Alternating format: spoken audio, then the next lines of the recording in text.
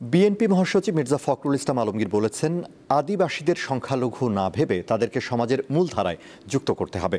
আজ রাজধানীতে গারো সম্প্রদায়ের ওয়ানগালা উৎসবে যোগ দিয়ে তিনি কথা বলেন। ২৪-এর গণ অভ্যুত্থানের চেতনায় সবার জন্য বাসযোগ্য সমাজ গঠনের উপর জোর দেন অন্য বক্তারা।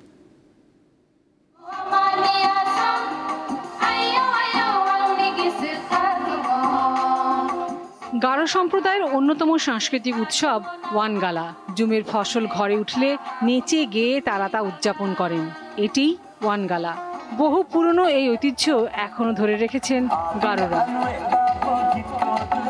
রাজধানীর Banani Vidyaniketan school and college প্রাঙ্গণে শুক্রবার এই অনুষ্ঠানে যোগ দেন বিএনপি মহাসচিব মির্জা ফখরুল ইসলাম আলমগীর সহ কয়েকটি দলের নেতারা।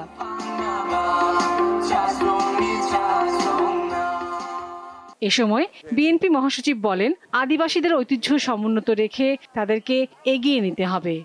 সকল সম্প্রদায়গুলোকে মূল সম্প্রদায়ের সঙ্গে কিছুটা এক করা, সেই সঙ্গে তাদের অর্থনৈতিক অবস্থা যেন উন্নত হয় তার ব্যবস্থা করা, একই সঙ্গে তাদের কৃষ্টিকে ধরে রাখা করা, এটা হচ্ছে একটা বড় কাজ বলে।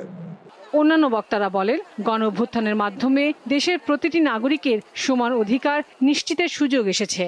আমরা যখন রাজনীতি করি, গণতান্ত্রিক পন্থায় আপনারা আমাদের কোনো মাইনরিটি না, আমরা সবাই এটাই বিশ্বাস করি যে সবাইকে মিলে এই বাংলাদেশ। আসুন আমরা সবাই মিলে দেশ গড়ি। ধন্যবাদ। আলোচনা অনুষ্ঠানের পর নাচ গান উপভোগ করেন অতিথিরা। লাবণী গুহ, দীপ্ত সংবাদ, ঢাকা।